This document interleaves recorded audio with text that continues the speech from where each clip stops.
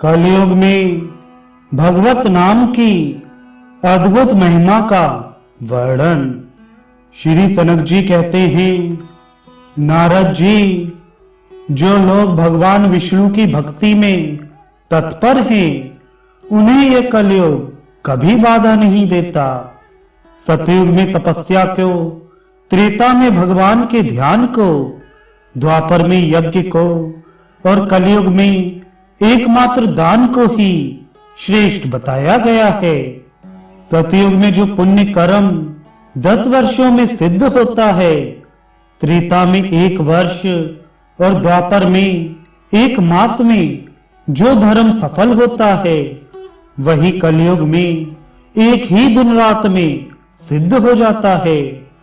सतयुग में ध्यान, त्रेता में यज्ञों द्वारा यजन और द्वापर में भगवान का पूजन करके मनुष्य जिस फल को पाता है, उसे ही कलयुग में केवल भगवान केशव का कीर्तन करके पा लेता है। जो मनुष्य दिन रात भगवान विष्णु के नाम का कीर्तन अथवा उनकी पूजा करते हैं, उन्हें कलयुग बाधा नहीं देता।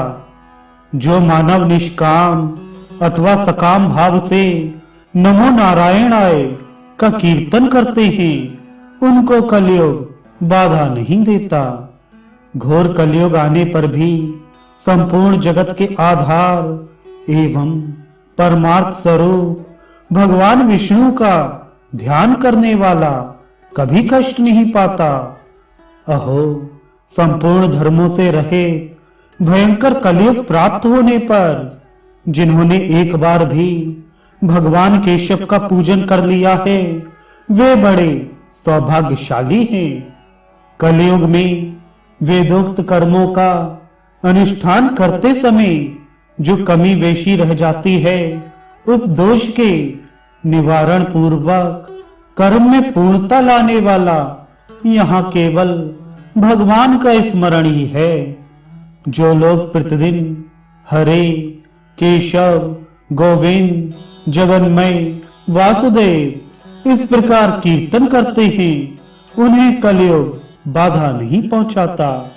अथवा जो शिव, शंकर, रुद्र, ईश, नीलकंठ, त्रिलोचन इत्यादि महादेव जी के नामों का उच्चारण करते हैं, उन्हें भी कलयुग बाधा नहीं देता। नारद जी महादेव, विरूपाक्ष, गंगाधर, मिरड और अव्यय इस प्रकार जो शिव नामों का कीर्तन करते हैं, वे कृतार्थ हो जाते हैं। अथवा जो जनार्दन, जगन्नाथ, पीतांबरधर, अच्युत इत्यादि विष्णु नामों का उच्चारण करते हैं, उन्हें इस संसार में कलयुग से भय नहीं है। विप्रवर, घोर कलयुग आने पर संसार में मनुष्यों को पुत्र, स्त्री और धन आदि तो सुलभ हैं, किंतु भगवान विष्णु की भक्ति दुर्लभ है। जो वेद मार्ग से बहिष्कृत, पाप कर्म परायण तथा मानसिक शुद्धि से रहित हैं, ऐसे लोगों का उद्धार केवल भगवान के नाम से ही होता है। मनुष्य को चाहिए कि अपने अधिकार के अनुसार यथाशक्ति संपूर्ण वैदिक कर्मों का अनुष्ठान करके उन्हें भगवान महाविष्णु को समर्पित कर दे और स्वयं उन्हीं नारायण देव की शरण होकर रहे।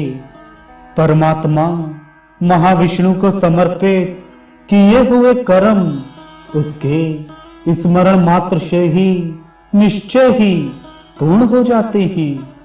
नारद जी जो भगवान विष्णु के स्मरण में लगे हैं और जिनका चित्त भगवान शिव के नाम में अनुरक्त है, उनके समस्त कर्म अवश्य पूर्ण हो जाते हैं।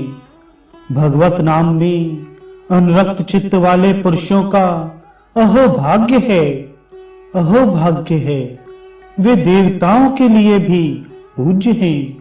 इसके अतिरिक्त अन्य अधिक बातें करने से क्या लाभ?